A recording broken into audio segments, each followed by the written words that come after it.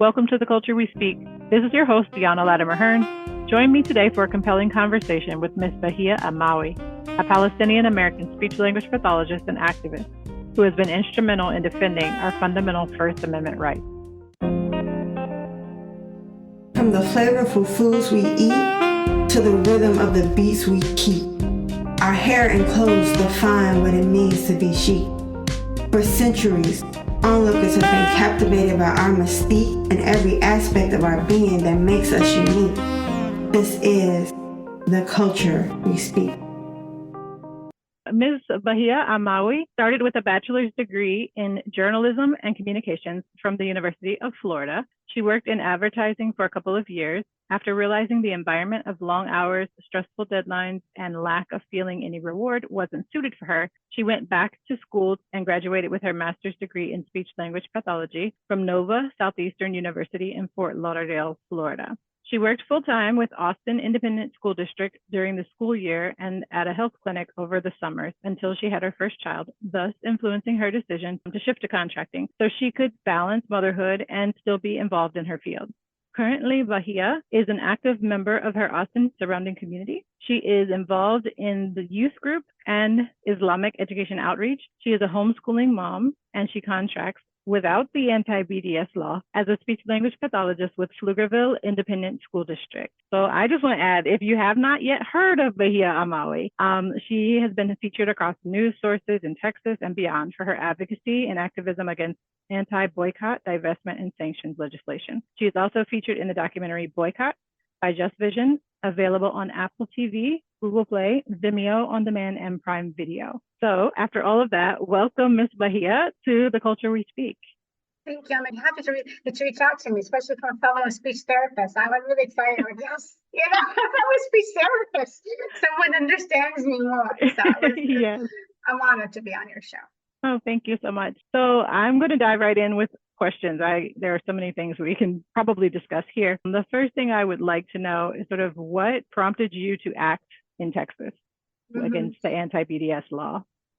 So just a quick aside, the anti-BDS law to which I'm referring was included in agreements governing contractual work with governmental entities here in Texas. This includes contracts for SLPs. It can also be found in dozens of other states. The contractual clause reads in part, contractor verifies that it, 1, does not boycott Israel, and 2, will not boycott Israel during the term of this contract or any extensions thereto. Boycott Israel means refusing to deal with, terminating business activities with, or otherwise taking any action that is intended to penalize, inflict economic harm on, or limit commercial relationships, specifically with Israel, or with any person or entity doing business in Israel or in an Israeli-controlled territory. In other words, state and private entities are involved in the current conflict, many through anti-BDS legislation, such as this clause I just shared. This means that public and private entities have a hand in the ongoing oppression of Palestinians. As shared in my last episode on The Culture We Speak, capitalism is not a neutral force. It is implicated in all that we see unfolding in the current conflict. Yeah, so there's actually multiple factors that prompted me.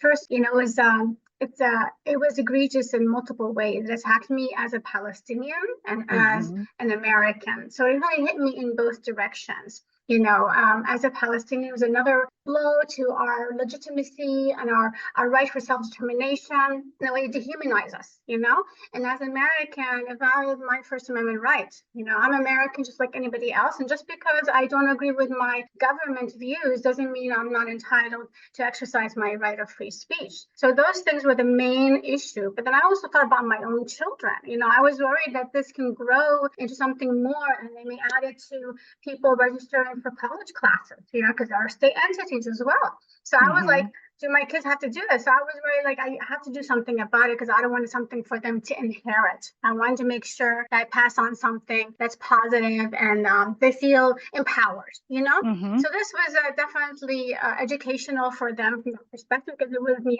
along the whole time during the process of that year legislation and, going through multiple media events and so forth. So they were there during the court's hearing and the final, deliberation. So it was really a time for them where they actually saw what they learn in history classes come to real life in their family and their home. So it was multiple things really, and it's really was impactful because this not only impacted Palestinians. It didn't have to be Palestinian to be affected by this law. It impacted Americans, also people who survived Harvey, the Hurricane Harvey, who were trying to get funds from FEMA, were required to sign this oath of solidarity to Israel. It just was outrageous that how this could be passed by both House and the Senate without any dispute or any of that sort, and it really went undetected. No one knew about this law. And then they're very good about hiding these things because they combine them with other laws and they kind of just sign it all in a bundle. But the fact that our politicians didn't even think twice to say, wait, this is, in violation of our constituents' First Amendment right. And here we are signing off and compromising that for a foreign country that's an oppressor. So it had multiple levels, and it was just, I could not let it pass. I could not let, just continue with my day-to-day events in life and go about my work and not having this, dealt with. I had to do something about it. And so it was a real no-brainer. And the minute I saw it, I automatically saw the clause in my contract, because it showed up after 10 years of working with the school district. And I contacted my supervisor and I said, listen, this is against my values and against my free speech. And she understood. I had a very amicable relationship with her. I've known her and the district very well. They needed me because I was the only bilingual Arabic speech language pathologist in the whole district and the surrounding area. So there was no one else. And as you know, in speech therapy, it's important we do the evaluation in the home language of the students. It really makes a huge difference in the services and rendering them, making sure they get the correct service. And so she tried to go around it and she tried her best. And then 2 weeks later, she called me and she said, I'm sorry, they said if you don't sign it, you can't come back to work the next day. And so literally overnight, I had lost my job. And then the team I was working on, the ECAT, the early evaluation team, also lost an important member of their team who they relied on dependently. And then students lost a service that was heavily needed. So they had to use interpreters for the rest of the year, which was really just a shameful thing. And no politician stood up against it. I mean, it was very public and no one even dared to say anything. And it was more heartbreaking in that aspect as well. Yeah, and as you're talking about all of the consequences that rolled out as a result, affecting your students, affecting the families and the people around you, and also the team you work with, there's so many implications of this. But again, it went unnoticed. And I can say that I've noticed it. When I first came to Texas, I realized that was in my contract. As I'm looking at the contract, I'm like, this is very random. Like, why is there anything in here about this? Right. And at the time, not aware that this is abnormal, I'm just kind of like, this is weird. I've never seen this in a contract that I've had previously. Maybe this is a Texas thing. I don't know. But I'm noticing that it was actually, when I looked at the Boycott video and some of the other sources that you've been in, I saw that it's in many states, actually. Do you recall how many states actually have that? So in 2018, when I first discovered it, because that's when it passed, that summer of 2018, and I was starting in the fall again, signing my contract that I do every year. And so that was at that time, 26 states had passed that law.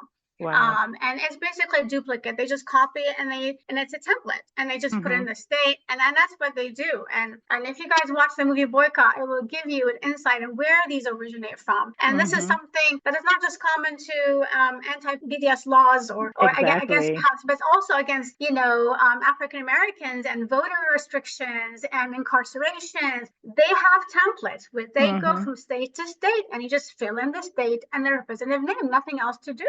And it's heinous, just heinous. Right now, currently, I believe there are more states now. There's 35 states now. They have passed it. Wow. So, because a lot of them are, even if they don't pass in the House or Senate, the governor issues an executive order, as it happened in New York and Virginia.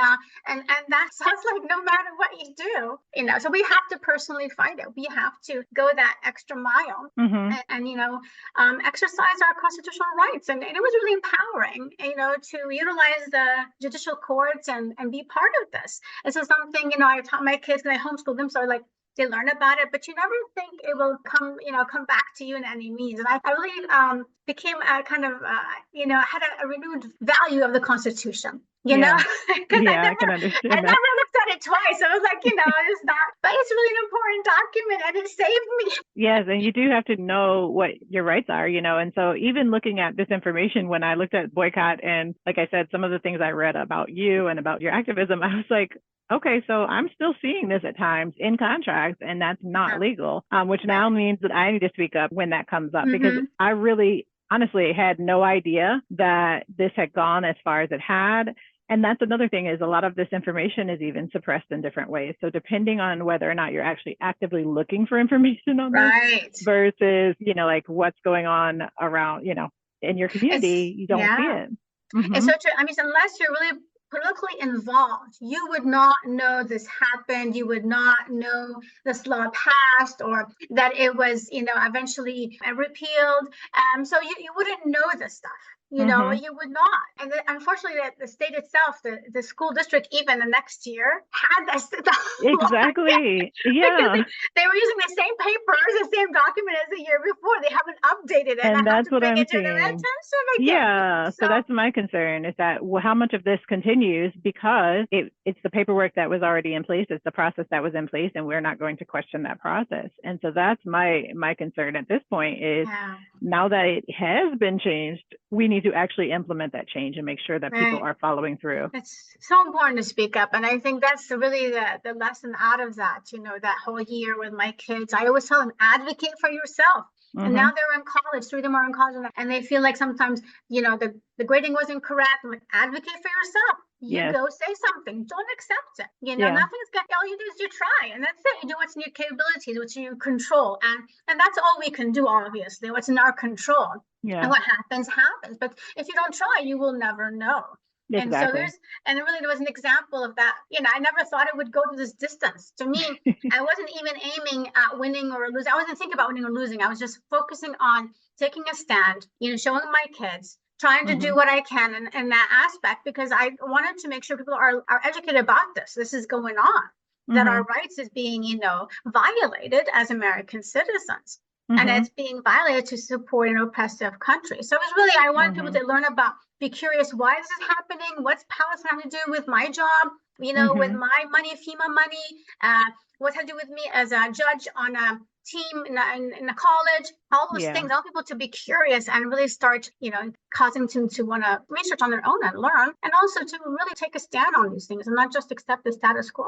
Exactly. It's easy, particularly before now. I'd say now with the things that are going on in the Middle East, it's not quote unquote easy. But I think that in the past, it was easy for me to gloss over this and think, well, this doesn't really have anything to do with me. And it does largely have a lot to do with me. And I recognize that if anybody is being oppressed, if anyone is being mistreated and denied their inalienable human rights, then that has a lot to do with me. It has everything to do with me. And so I need to be conscious of this, and I need to be aware. And that's part of the reason that I built a platform. That's part of the reason why I want to have these types of discussions, is so that we can promote awareness of these things that are going on in the world. And at the end of the day, this local situation that we're talking about, I think, really ties to the global situation that's unfolding, that we're watching unfold now, and becoming more conscious about. Not that it's new information, but that it's stuff that we needed to be conscious about for a long time. Right. Can you talk a little bit about how this local situation and how these laws within different states, these anti-BDS laws, actually play a role in the global situation we see unfolding at this point? Yeah. So the anti-BDS, it was a grassroots organization. It started in 2005 in Palestine. It's the kind of in modeling after the South African apartheid and the South African boycott. And so the idea was to hit Israel where it matters, the economy, and the companies that are helping and investing in Israel. So that, because we know money talks, we know that when it comes to companies, they look at their wallets first. And this is what drives a lot of the political decisions that happens in government. It has to do with money. And that's why these politicians are so quick to support Israel, because they're getting funding. Again, it has to do with money. So you have to follow the money trail, And so the idea is to boycott any companies that have investments in Israel or do business with Israel, or any company that's Israel owned or has in the settlements, in order to make sure that we show our disapproval of it and stand with our Palestinians in solidarity, and hopefully make them change their behavior toward the Palestinians in regards to their rights. And it's been very successful, and we know that because of the laws that's been coming out, because obviously they have to do something to counter that, and we know that's been successful, and it's growing tremendously, and especially now with everything happening, the boycott movement even has grown even further to Westerners and people of non-Palestinian origin, non-Arab origin. And more. But this whole anti-BDS law is not the only thing that restricts Palestinians, however. And there's a lot of censorship laws as well in the school systems, in education, for as far as social studies curriculum goes, for sixth grade curriculum, social studies, and world history class in, I believe, in 10th grade. You cannot use the word occupied. You cannot use the word settlement. Yeah, there are certain terminologies you're not allowed to use it. The word Palestine is not allowed to be utilized. Palestinians is, Palestine itself is not, so all these things that censor the discussion. And you can't, of course, now there's a law coming out, you cannot say anti-Israel rhetoric because anti-Semitic. So they weaponize these terminologies. And it really, at the end of the day, I think it hurts the Jewish people themselves. We know anti-Semitism does occur, and it's real. And ironically, it's always happened by white European Christians, not by Arabs, not by Muslims, definitely not by Palestinians. Until this day, we have never, ever engaged in anti-Semitic rhetoric or anything. We actually work, a lot of the organizations work with Jewish Voice for Peace and the Jews Against Zionism organization. So we work with a lot of Jewish people, and Jewish people have always coexisted with Palestinians way before the occupation of the British in Palestine, and have coexisted and have always, the Jews have sought haven with Muslims. That never came from us, but it's ironic how they're making it seem like that we are the one anti-Semitic, when actually Palestinians are Semites themselves. We are original Semites. I mean, I trace my ancestry just personally from my great parents up to 300 years. But we go back to we're from the ancestries of the children of Jacob. And so we were at some point Jewish and then converted to Christianity and then to Islam. So the Jews were always referred to as Jewish Palestinian Jews. That's what we have, Palestinian Jews, Palestinian Christians, and Palestinian Muslims. So it's just ironic how they twist the words and they change them in order to censor people and to really fearmonger people, like the word Hamas now, you can't use it because it's labeled as a terrorist, right? There's certain things that they use and it's also to scare people not to talk about the topic. And that's why they say it's complicated. There's a lot of jokes about that even on late night television shows. I forgot which late night I was watching one time, and they were making fun of the conflict and saying, we can't talk about it. Don't say that word Israel. Don't say the word Palestine, because people are just scared to talk about it. And it's not complicated. You have two groups, the oppressors and the oppressed. And you should not be supporting the oppressors. If you had any value for human life or are you for humanity, you would be on the side of those who are oppressed. It's a simple thing, and so it's interesting. But the censorship really extends all the way to college as well. There's a group called the Canary List, which any college professors who speak about Palestine issues or advocate for Palestinians or criticize Israel are placed on this Canary List so they can get fired. Students who are active in SJP, the Students Justice for Palestine, or Palestine Solidarity Committee, they're placed on this list of Canary List. So when future bosses are looking up the students on social media, they would see them on this list, which was anti-Semitic. And the minute you say anti-Semitic, that's it. You're on that list, you will not get a job. And so there's a lot of different censorship that tries to scare people and not talking about this issue. But it's still not effectively working because we're still going on, and that's something we are resilient, and we will not allow a job stop us from, not speaking about regarding our self-determination and amplifying the voices of people who don't have voices, because our Palestinian brothers and sisters don't have a voice.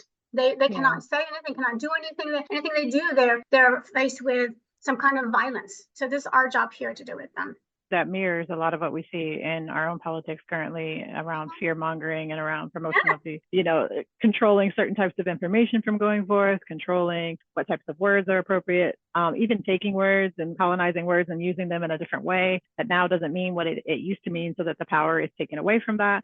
There are a lot of things that are happening that are very similar and look extremely parallel to what we're watching unfold here as well. And that's why I think this discussion is important. And also, for anybody who's facing oppression and all of those types of challenges that you've just outlined, there is no other way aside from beginning with that conversation. We have to start with conversation. And as speech pathologists, I'm sure we understand that even deeper than many people do. Like the communication is a very basic point, having your voice, having a platform, having a space in which you can have these discussions, because that's where change occurs. And without it, then we don't. I totally welcome any communication with anybody. And I always, when all this happened, I reached out to my neighbors and I said, I know that this is a very, very confusing time, a lot of misinformation going on in the media, but please reach out to me if you want to know anything. Please, there's no question that's silly. I'm happy to talk to you about the topic. And I think it's important to have that open dialogue. I reached out to my colleagues as well that I work with. So they can know they can come to me, that they don't have to be worried to ask me a question, is going to offend me, or is it incorrect, or because still fear mongering is still present. It is seriously present, and our government does a good job of that. Then it prevents that conversation from going forth, and then no one is learning, and no one is even intermingling with different groups. So even the idea of hosting discussions with people from different backgrounds, that is so important. And there are systems in place that have worked so hard to separate and to segregate and to position people as like, oh, that other group is the other, right? They're the outsider. They're the ones that don't belong or whatever. Because of that, it prevents any type of learning from taking place. And you can't engage in conversations.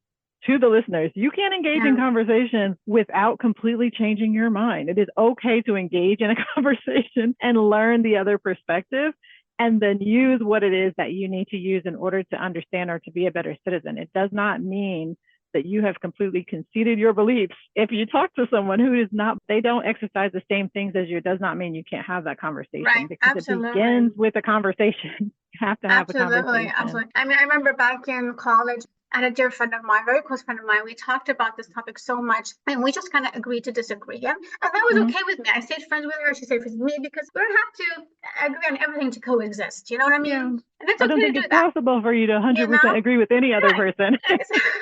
But after my lawsuit came out, it became public. It's been, of course, we didn't have social media during our time growing up, so I was never able to stay in touch with her. But then she reached out to me when she saw my lawsuit, and she shared something really beautiful and made me teary. She said, Bahia, you were right. Everything you said was correct. I had a chance to go to Palestine and to visit Hebron. Hebron is one of the hardest places to live as a Palestinian. The security, the cameras, it is one of the most horrific places to live if you're Palestinian. They treat you like animals. You have absolutely zero rights there. You can't even walk on the main road. Your house is on the main road. Your main front door is facing that main road. You cannot enter from your front door as a Palestinian. You have to go from the back or from the rooftop. You are not allowed. You have to walk on the grass or the dirt road. You're not even allowed to walk on the main roads. It's very reflective of the civil rights movement here in America, how the Blacks, African Americans here were, segregated, and they were discriminated against. Only white faucets, and this is for the Black faucets. It's similar in that aspect. There are signs that says, be careful with Palestinians on the street. It's that degree. And she saw that with her own eyes. And that's what made her understand it. And people don't understand what's happening on the ground because it's not shown, unfortunately. That's, again, going back to that censorship we're talking about and restricting certain things that people are able to see. And the media is part of that. The media is part of that censorship. And we've seen that now with what's happening, that mainstream media has been just reporting from the Israeli narrative. They're not even entering Gaza. They're not even seeing what's happening there. They're getting really the information from the IDF. And it's all been debunked as lies, everything they've said. But they continue spewing it, and it's causing a lot of repercussion here in the United States, as we saw with the child who was stabbed 26 times by his landlord, who he used to play with. He used to play with this kid all the time. They were friends, And then that fearmonger came in, and he just, something happened that caused him to go stab a 6-year-old kid 26 times. And so those things that happen. But when she saw it, my friend, she called me up and she said, you were right. I happened to go and I with my church and I saw what you were talking about and I understand now. And sometimes it takes people to really go visiting the occupied territory. People visit the Israeli side, which is happy, utopian area, nothing going on. Most Israelis themselves do not understand what's happening on their side. Just like during the civil rights movement, the whites had no idea what the African Americans are going through. And the same in apartheid, like you mentioned before. They were oblivious to what's happening. until they see it for themselves and experience that. Then that one time they will really comprehend it. And that's what's happening. And so I was moved by the fact she reached out to me all those years and to tell me this one thing. And I got to reconnect with her. And she actually held the viewing of the Boycott documentary back in Florida. So I was really excited that she was able to, to finally see the truth. And I'm hoping people do after listening to this, podcast and want to research on their own. Because you really have to understand what's happening on the ground. You're not getting the picture. You're not getting the picture.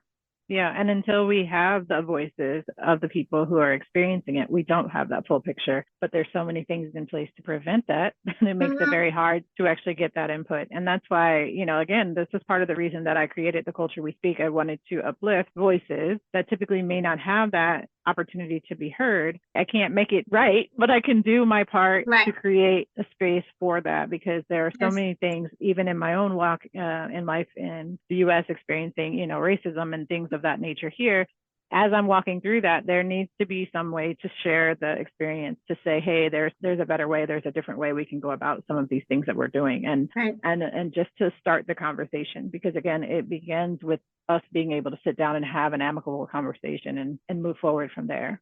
Absolutely. Thank you. I really appreciate what you're doing. It moves me to see so many people, like you, who are trying to really educate people and to spur their curiosity. So I appreciate that. And honestly, when I looked at the laws that govern some of the contracts that I hold, because that has been in there in the past, me not being aware of the changes that have happened and all of this until digging into your story again, it in some ways tied me down from being able to speak up, from being able to say what I want to say. And that is also a problem, because that's not the country that we live in. That's not the place that we are part of. That's not what we are here for. That's not what we stand on. That's nothing to do with our First Amendment right. And I see how a lot of these discussions are also recast then as anti-Semitism, and it's not going against any specific group. We're not attacking any group. We're not, coming for anybody. The point is, if there's oppression happening, we have an issue with the oppression that's happening, and we have to stop that.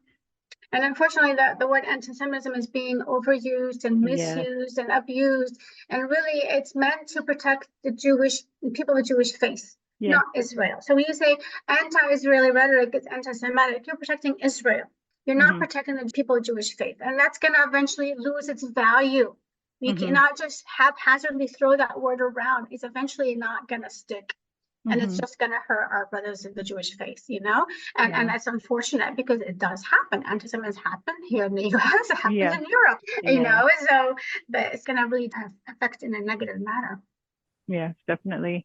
So I'm going to bring it back to sort of what we can do here. I mean, we're talking about where we can get started. What is it that the average American would need to know and understand about the current, and I'm going to use air quotes here that people will not see, but the current conflict in the Middle East? What is it that we need to do even to take action? Is there anything we should be asking our representatives? What can we do here? Yes, thank you. That's a very good question. First, understand that what's happening in the Middle East is the first day was not October 7th. Yes. It was a buildup, and people unfortunately make it look like that was the first day. Yeah, day one. Day one of they have to understand the history, understand what the Gazans have been going through for 17 years. I don't think anyone in history has ever experienced what the Gazans have gone through. First of all, they made it look like Israel gave them the land. They pulled out of Gaza, as a good gesture. But that didn't happen that way. They put a whole electric wall around the whole entire perimeter. They can't even go in the ocean and fish.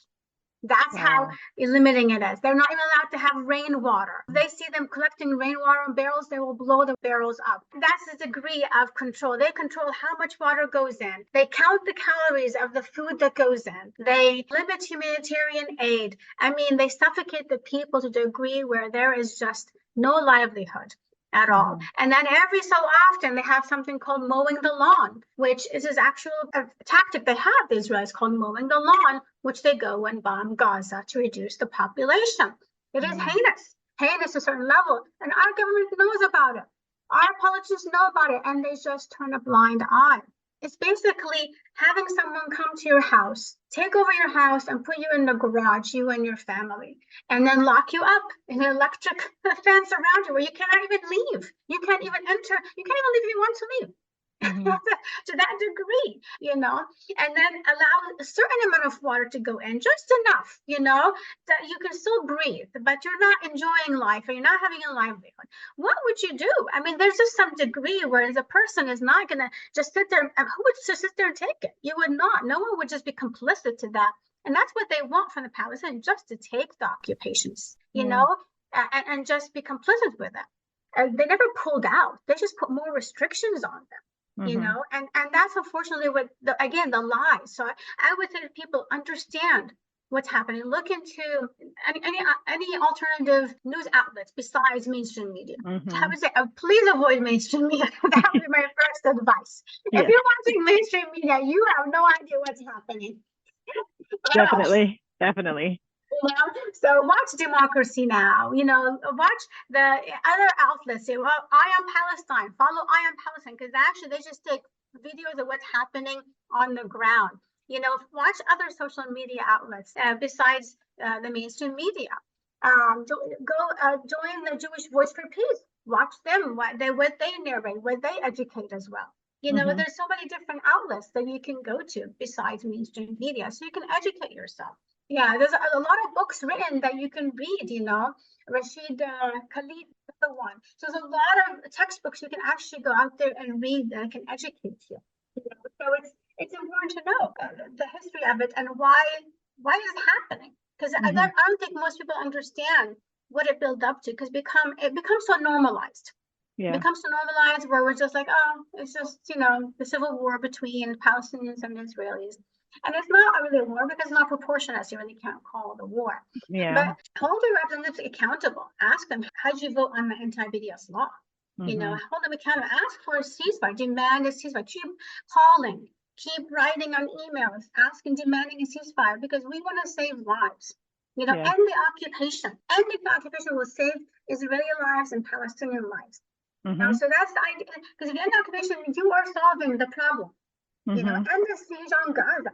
And so demand these things. These are things going to save lives. Because keep saying that they want to, the bombardment of the bombings from IDF to the bombings of Gaza is to save Israeli lives. They're not going to save Israeli lives this way, because it's going to continuation of it. To save Israeli lives, you have to end the siege on Gaza, end the occupation, pull out from all the illegal occupation under UN, the West Bank, and the Gaza Strip. Go back to the Green Line at least, I mean, the idea is for the two-state solution is no longer on the table, and we never wanted a two-state solution because it wouldn't be fair anyways. I mean, the Palestinians have never, even at the time of the mandate, of the British mandate, even were included in the Balfour Declaration. And the Balfour was the original document that allowed the Zionists to have a homeland in the state of Palestine. They didn't even mention the Palestinians as if they didn't exist. They only referred to them as non-Jewish population. And they were not given any political right. When it was divided, Palestine and Israel, the Israelis got what usually a state would be entitled to, army, the political, decisions, they got the government. Palestinians were not even able to get sovereignty. It was that part of their land, that Sahab, was given to the client of the Britain, which is the King Hussein of Jordan. So Palestine never got any sovereignty. So whenever they had a peace agreement, Palestinians would get a tiny autonomy, but the Israelis would control everything. And so again, these false narratives to make it look like, oh, we give them peace, but they rejected it. And this is what you see also in textbooks and history books. So the kids grow up learning this stuff, Yeah. So another thing, that's parents also can do, a part of that control. Yes. And now, as a parent, this is what I'm encouraging other parents to do, because I did that during my kids' time when they were in school, and we had tried public school for a while.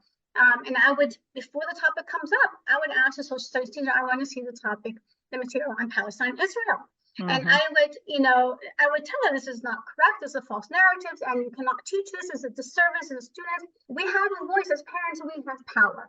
This is one of the strengths that we have as parents. So I encourage you as parents who have kids in 6th grade, and world history class, and 10th grade, please speak up. Yeah. Demand that the truth be taught, and not to use any bias one narrative material. And unfortunately it is. And that's what you see. And all, if you look at any of the history books now about Palestine and Israel, everything says that the Arabs rejected, the Palestinians rejected. The Israelis gave land to, pull back from their occupation, and all these wrong things, because it's just comments without context. And that's what it is. It just comments without context behind it. And the context is the part that we need, honestly. I mean, context makes all the difference. If we're giving information without the full picture, then it doesn't mean what we think it means. The research representatives we're calling like almost every day, twice a day, because they record the phone calls more. So if you send an email, it only counts as one, but the phone call you can call multiple times and it counts every time. And even if they don't respond, I know, because my politicians are Republican, so I know they're not going to do anything. But the staffers listen. Believe it or not, the staffers pay attention. And so at least I'm educating them. So for me, if I educate one person, that's success for me. So it's not like, what's the point? I could easily say, what's the point? Like, I have Ted Cruz as my... It can be discouraging. I have Ted Cruz as my representative and Carter. And I'm like, okay, so what's the point? But no, I still do. And I get the, the rebuttal back, and I respond back. I just keep responding back to them. You know, someone's reading it. I know they're not reading it, but someone is, and that person is getting educated. And that to me will help, because he will educate somebody else, and it will continue. So there's nothing you can say, I can't do anything. What's the point? And unfortunately, if we do that, then we're not going to have any change. And that's where it gets discouraging too. I feel like if you don't see the change, sometimes it can be very hard to feel like you're making an impact, but you are actually making an impact, because like you said, if you're reaching one person who can then carry that message, or who can then reach out and do something, or who can use whatever their resources enable them to do, then you have made change. And so it's not just about reaching everybody at once. It's about making change where you are and standing. Absolutely. Like you said you took a stand, and you stayed in that position, and you kept taking a stand. And again, that's how activism happens. You stand where you can and do what you're able to do in that space. And we saw that in the past in the civil rights movement. Obviously, at first it was difficult, very difficult. But of course, the more we continued, and I was really moved by the boycott of a whole year of people not taking the bus after the bus boycott. It was very moving. That's in the movie, by the way, too. It was just moving to see they were resilient and continuing for walking in the rain, snow for a whole year until it was overturned, and then you can sit on the bus wherever you wanted to. And I think that's a perfect example of that, and I'm sure it was exhausting. For anyone who has probably experienced it, I'm sure it was a trying time and very exhausting, but it takes time, and there's still a lot of changes is needed. It's like it moved a little bit, right? And you keep going, and you keep doing what you can. Yeah, it does, definitely. But I definitely encourage everyone, please, to reach out to your representatives and just demand a permanent ceasefire, demand an end to the occupation, demand that our tax money is not used to, continue this oppression and support oppressors.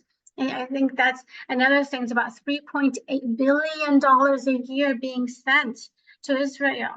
And it's just, and that money could be used here in our country to help disparities in communities, minority communities, and education, and health insurance. I believe I read that 30 million would solve the homelessness in America. 30 million. That's over the past 10 decades of getting funding for this. But by that, we would have solved it already. It's again, these are crimes against American citizens. The crimes of violating our Constitution, crime of using our money to go support oppressors.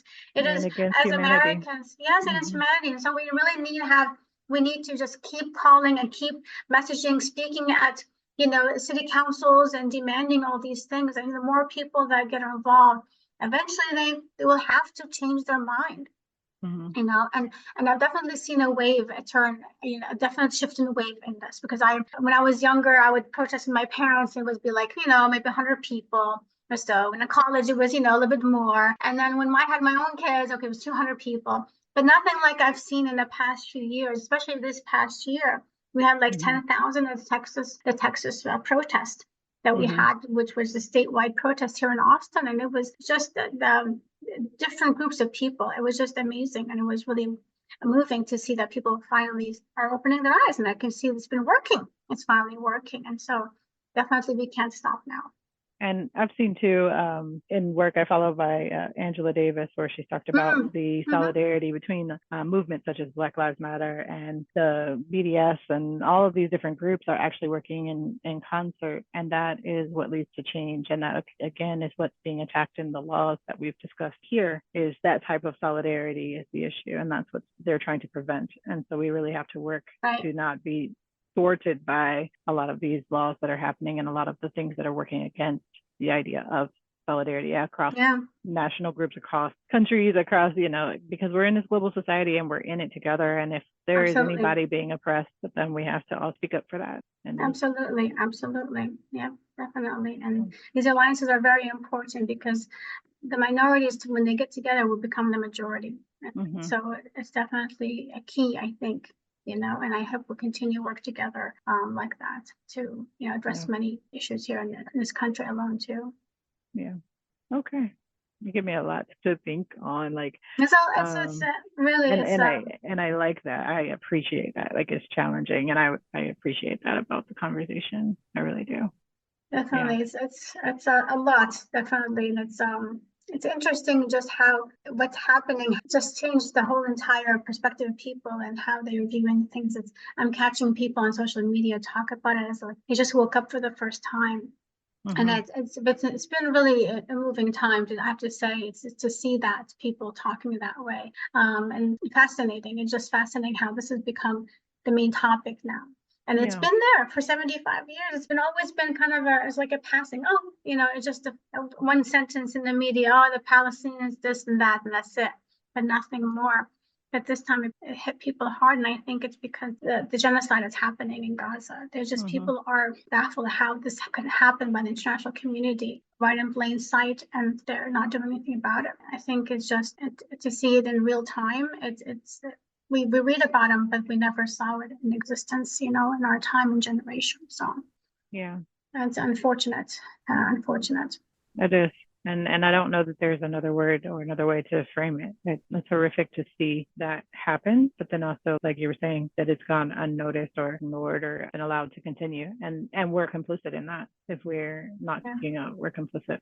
So we have to do our part, and I definitely boycotting is a huge part of this, and we have to hold companies accountable. We must make them conscientious of what they're doing and spending and where they're investing, and we must hold them accountable as consumers. It's important. We can do it. This is our power. It's harder in a political game, to change Ted Cruz's mind, but we can do our part in different areas, And so I encourage them to visit the BDS website and see what is on the list and try to avoid it. And it's really not that difficult. My kids and I and my family have been boycotting for a long time, and it's just I buy alternative things. And thank God we have so many options. And I just think about the people in Gaza who have zero options because they don't even have anything coming in at all, not even water. So we're blessed. We don't realize it. Boycotting here may inconvenience us a little bit, but at the end, it's really helping save a lot of people and change an entire nation, hopefully.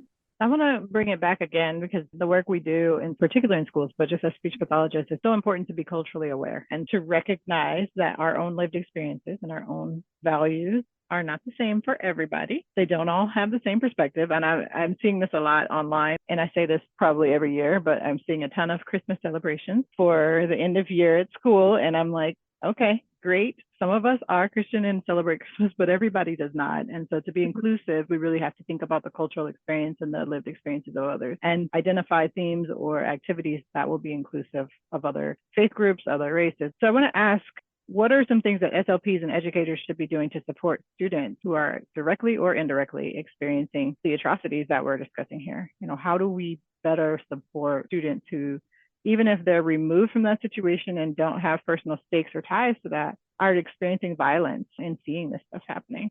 How do we support them, and what are the things we can do in our educational spaces to be more caring and more patient and more giving in ways that are supportive and tangible? We have to kind of change our outlook and how we test, how we treat, and think of the culture behind it and understand where each child is coming from. So don't assume that they're all grew up in America, they're going to have the same American culture. Yes, they will have part of it, but whatever they're at home, it's going to actually influence them as well. as far as the food they eat, the clothes, and the terminology, all of that matters. For me, my area of evaluation for Arabic has increased significantly after the Syrian war and Iraq war. So we get a lot of refugees. And so definitely we have to be sensitive to the fact that they were kicked out of their home, what they experienced while, in camp. So we have to understand that they may be slower in learning. They have a lot of emotional, issues going on, possibly things they remember from the time of the wars, things that we may not even understand, but we shouldn't just be too hard on them. Just like take it slow with them and know where they came from, understand their background. Everybody has some kind of background. Yes. And so if you're getting a new student who doesn't speak very good English, for instance, obviously they came from somewhere.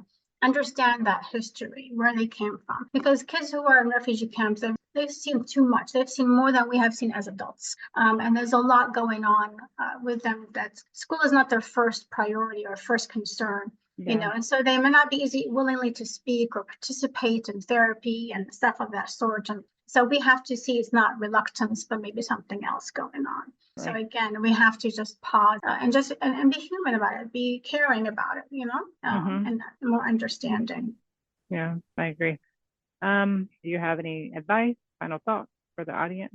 Yeah, so I want to encourage you to watch the Boycott because I think that's really it's going to be linked on everything that I post about this, so don't worry. So now it's for free. I just found out it's for free now. So actually you can watch it at justvision.org.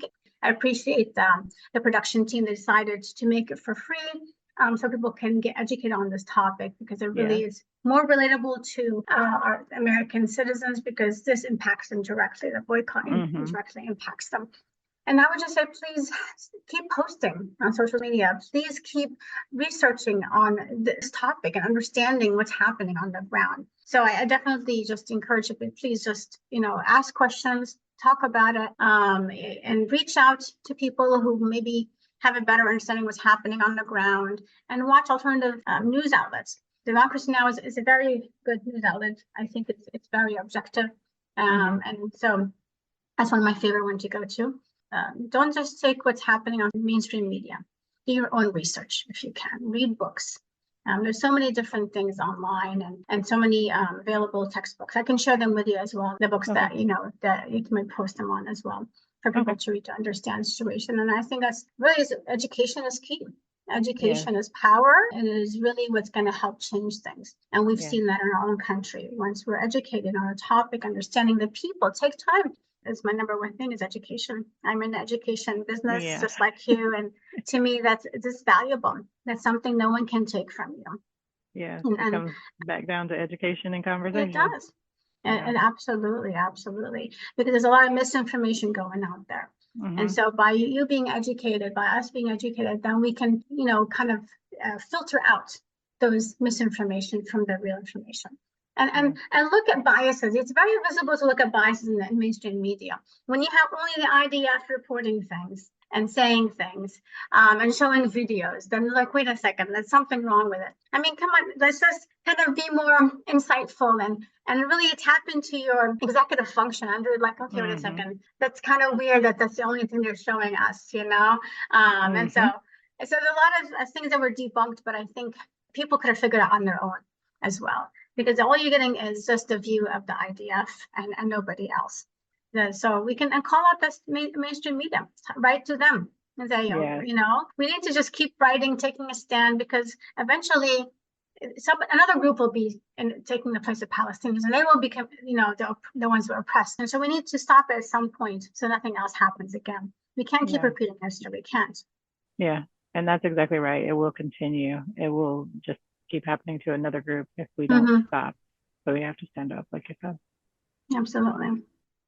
Thank you so much again for being a guest. Just love the work that you've done and all of the efforts you've put into place and changing the law here and just making the situation better for contractors. So I do appreciate you for that. Yes, thank you. I know now people know about it, so don't sign up. Listen, they're going to know about it because I'm going to post like all the links. So that's a great way to start that conversation and to get it rolling. So I appreciate you so much. And if there's anything that I can do to support you, definitely reach out and let me know. I appreciate your time and I value you. Thank you so much. Thank you once again for tuning in to The Culture We Speak. I'd like to extend a special shout out and thank you to Dr. Yolanda Holt for her guidance in the development of today's episode and her ongoing mentorship and support. For more content and resources on this and other topics we've covered, visit theculturewespeak.com or join our group on Facebook.